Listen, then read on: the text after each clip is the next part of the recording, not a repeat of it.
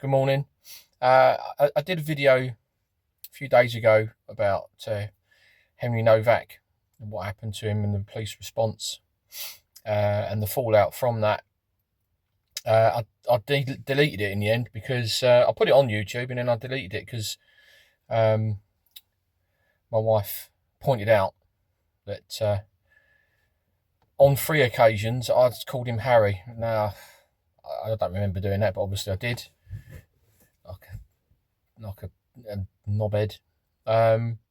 So I deleted it because I didn't want to get the boy's name wrong. He deserves to be sort of recognised and stuff correctly. So I thought, you know what, I'm going to have to take it down.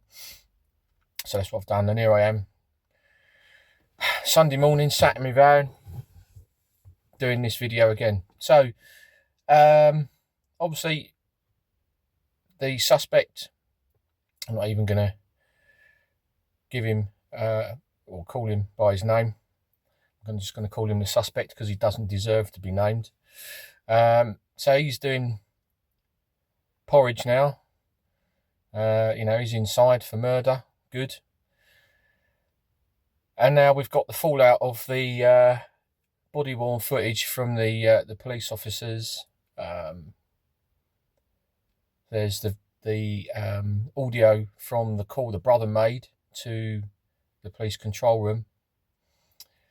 What he said, obviously the lies. So let's go into that to start with. So obviously he's phoned.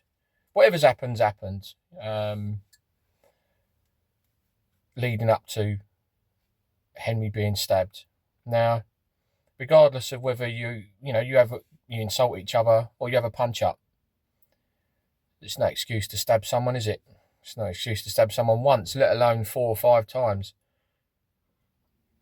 Now, obviously, Mum's come out, taken the knife. She's done a runner, so the knife's been discarded.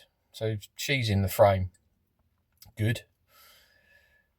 Brother and Dad obviously know what's happened. They know that Henry's been stabbed, but they don't say nothing. When in the phone call, my brother's been racially abused by a white boy, or however he termed it. I can't quite remember, but I know he mentioned that he was white, probably to make it sound a little bit more legit.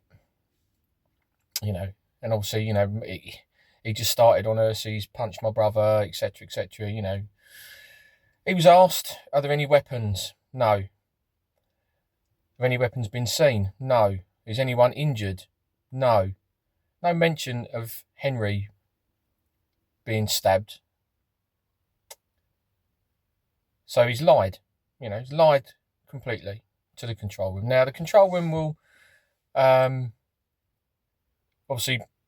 when the call comes in, they'll write everything. Well, they won't write it down. It'll be all typed down onto the CAD. Obviously, they asked if anyone's injured, etc. So whether they need to send an ambulance, etc. But they will also do intel checks. Has anyone's, has that phone number come up before? Has this name come up before? The address. They'll do a risk assessment, stuff like that, intel checks to send out to the officers once they've been dispatched. I haven't heard, or at least I don't know whether the context or the content of the call that was put out to the officers, but it would have been allegation of racial abuse and an assault. Suspect still on scene.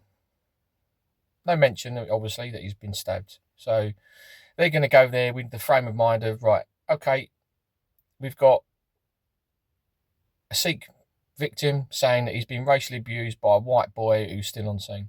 So straight away that plants the seed of, right, this is what we're going to, this is how we're going to, we're not going to make a full investigation. We're going to go in, handcuff, nick him and all that sort of stuff, so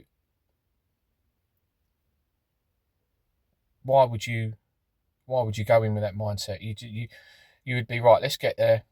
Let's pick the bones out of it. Let's listen to one side of the story to the other, get witness details, any CCTV footage, all that sort of stuff. Do a proper investigation. But they turn up, and what do? Hands on straight away.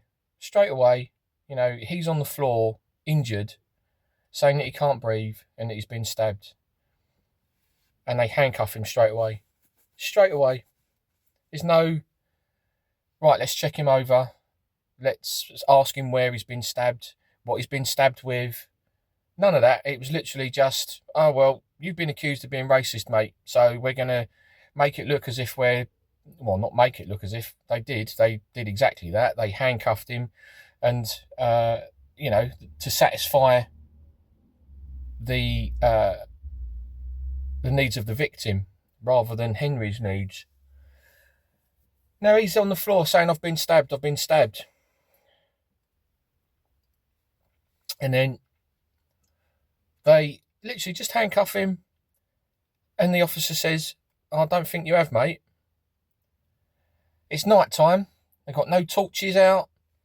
They're not checking him over. Now, I had a conversation with one person, and it pissed me right off. It pissed me off to no end. And this is another police officer. Said, well, people lie. Yeah, people lie. Fuck me, the brother lied. The suspect lied. His mum lied. His dad lied. But none of that mattered. All it mattered was, oh, you've been racially abused. Okay, right, we've got a white person on scene. We've got to be seen to be doing the right thing. Now, what do you put this down to? From the officer's point of view, is it inexperience, lack of first aid knowledge, life experience? It's probably a culmination of all of those things, and fear of getting a complaint if they don't go down this road that they set themselves on. Now, obviously, by the time they realised he'd been stabbed, it was too late. Now we're taught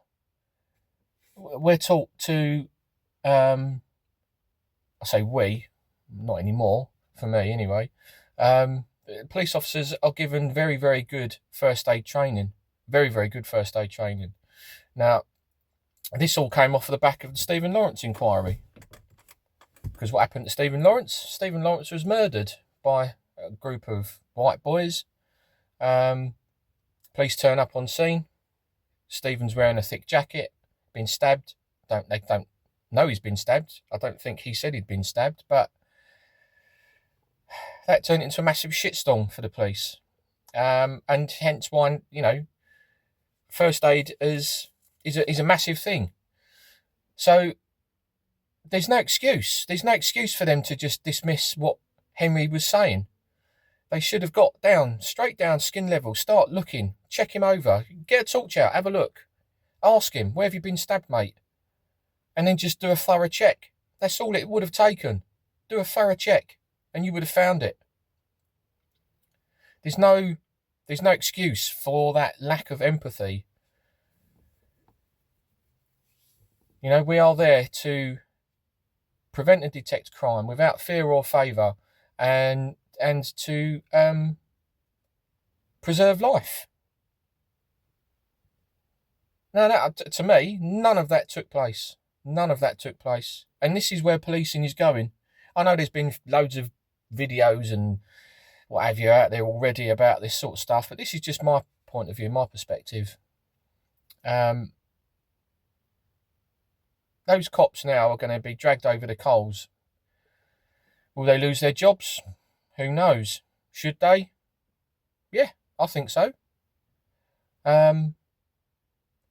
Now, they've been getting lots of threats over social media and stuff like that. That, you know, that's just people being people, isn't it? I suppose horrible people. But, you know, there's going to be an IOPC investigation into that and what went wrong, etc. But unfortunately, it's what's being pushed in policing and other public sector organisations. I use the term organisation loosely because they're far from organised.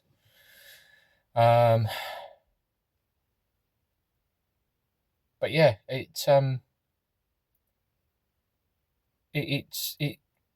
being bred now.